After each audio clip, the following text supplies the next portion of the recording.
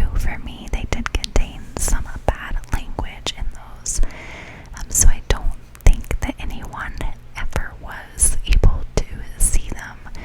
But if for some reason you did, I apologize. I'm so sorry that anyone would want to say something like that to you. I really don't know why people are doing this. I try to be professional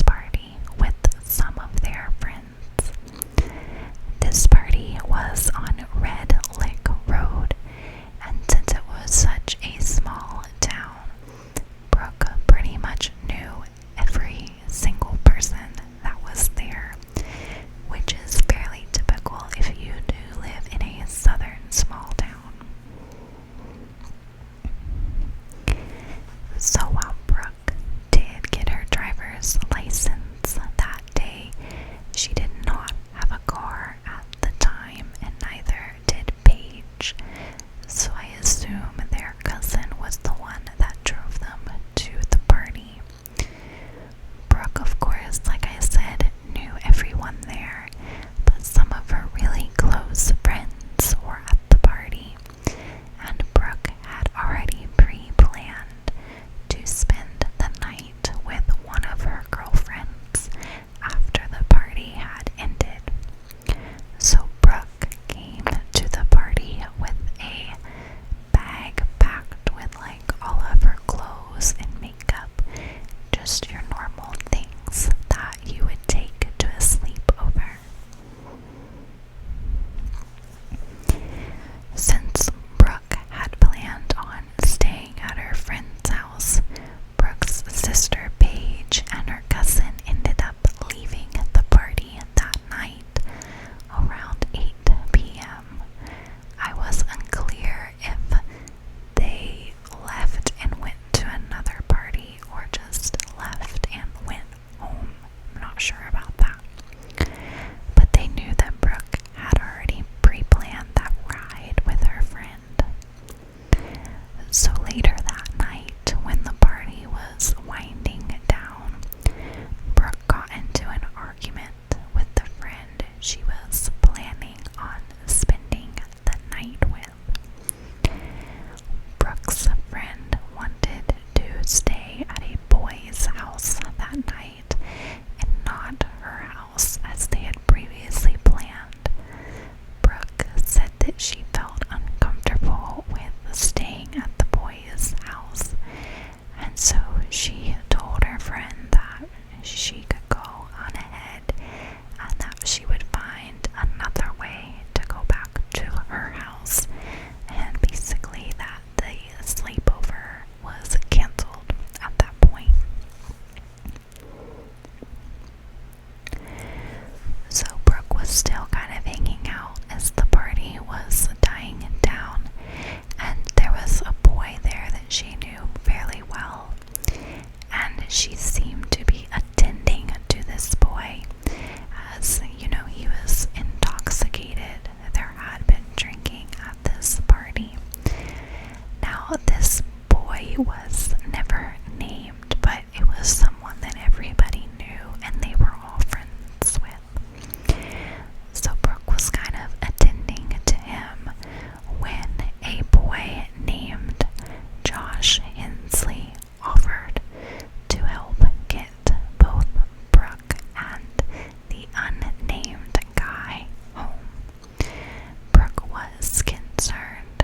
I'm not sure if the unnamed guy had a car there or what, but she thought that she would take up Josh's offer since there really wasn't another way for her to get home at that point in time.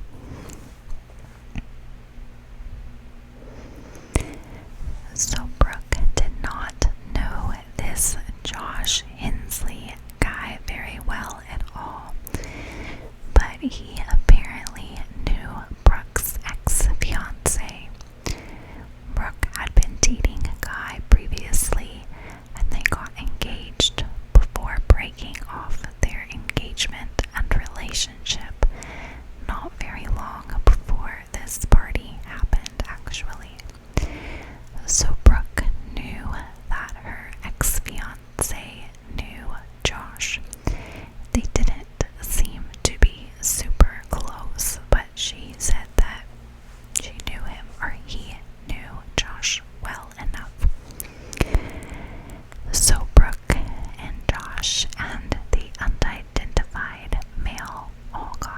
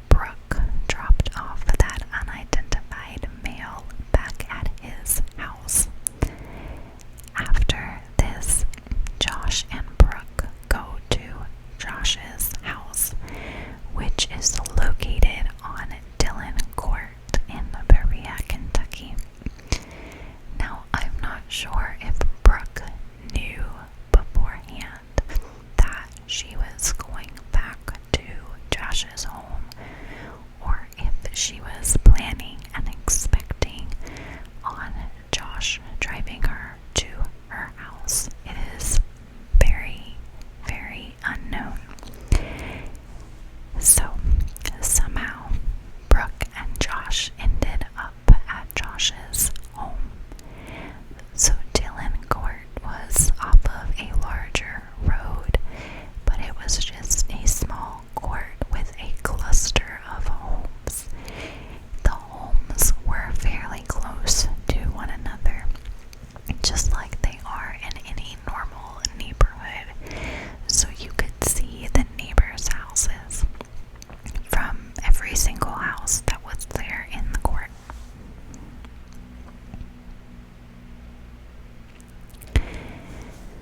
So once Brooke got back to Josh's house, she realized that Josh's house was actually in foreclosure. So Josh was in the process of having to move out, and since it was a foreclosure, all of the utilities were shut off. So there was no running water, there was no electricity, and they arrived at his home sometime around 4 a.m. on the morning of June the 22nd. So I'm sure that was rather alarming for her to go into a house and it's dark out and to not be able to turn any lights on. I'm sure that was kind of a creepy scenario for her. So at that point, she decided to reach out to her sister to see if her cousin could drive her home. I'm sure she felt uncomfortable at this point, but after Brooke called Paige, Paige said that she didn't notice anything alarming. So Brooke asked Paige if their cousin could drive her home, but Paige mentioned their cousin had been drinking that evening and was intoxicated at that point and was unable to drive her. Since Paige had failed her driver's exam earlier that day, she did not have a car that she was able to drive to pick Paige up with. To pick Brooke up with. So Brooke decided at that point in time that she would ask her ex-fiance to pick her up. He worked the night shift. I'm not entirely sure what he did for a living, but he worked nights, and so he would be getting off of work fairly soon.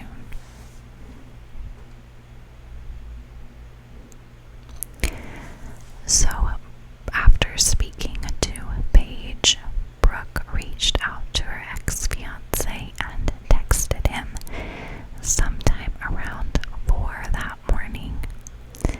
She asked if he could come pick her up at Josh's house, and he said that he definitely could do that. He said that the earliest he could be there was around 7 in the morning, as that was closer to the time he got off work. Brooke agreed to this and seemed totally fine with this time lapse where she would have to stay at Josh's house.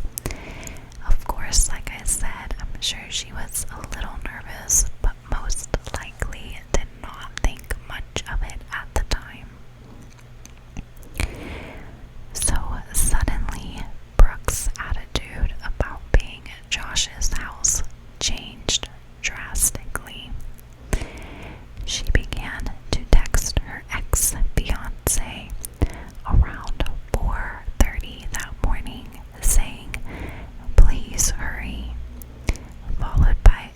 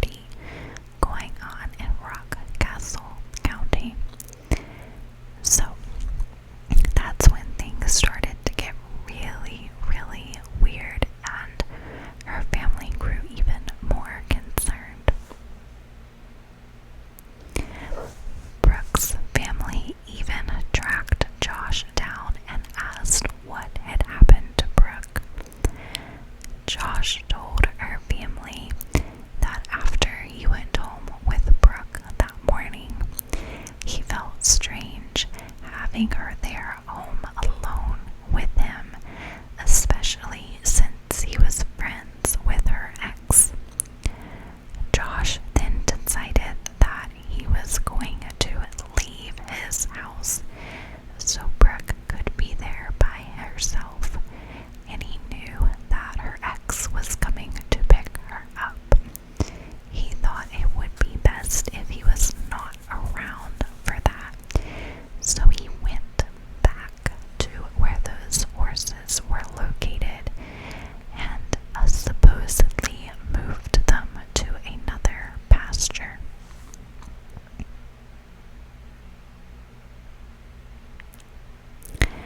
As Josh was leaving to go deal with the horses, he noted that Brooke was sitting on his couch, smoking a cigarette and talking on the phone about going to some party in Rockcastle County.